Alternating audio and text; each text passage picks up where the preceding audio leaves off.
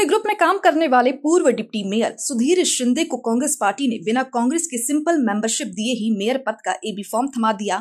इससे कांग्रेस जिला अध्यक्ष सोनल लक्ष्मी गाग, सुरेश काटकर, रमेश कीर ने भरोसा जताया है। हालांकि एक इंडिपेंडेंट के तौर पर मैं मेयर चुनाव में मजबूती से खड़ा हूं और कांग्रेस से कॉर्पोरेटर पद के लिए चुनाव लड़ रहे 12 उम्मीदवारों को सपोर्ट किया है।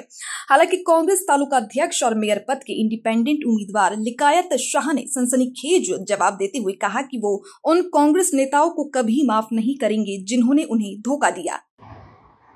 चिपळूण नगर परिषद 2025 सार्वत्रिक निवडणुका जाहीर झाल्यानंतर 8 नोव्हेंबर रोजी मी मुंबईमध्ये आमचे प्रदेशाध्यक्ष माननीय हर्षवर्धनजी सपकाळ साहेब यांची मुंबईत जाऊन मी भेट घेतली।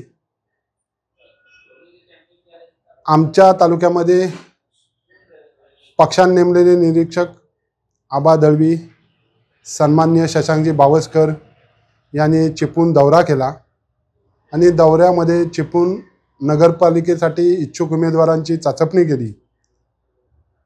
त्यांच्यानं झाल्यानंतर मी प्रदेशाध्यक्षांनी त्यांच्याकडून रिपोर्ट मागितला।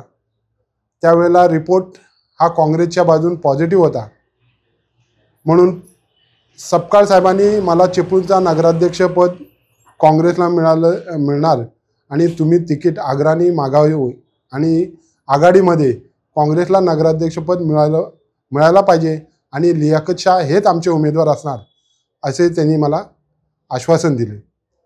त्याच्यानंतर आम्ही चिपळूणमध्ये येऊन महाविकास आघाडी व्हावी यासाठी मुळात प्रयत्न करत होतो, पण प्रयत्न करण्याच्या आधीच इथले माजी आमदार रमेशभाई कदम यांनी महाविकास आघाडीचा उमेदवार मीच अशी घोषणा केली।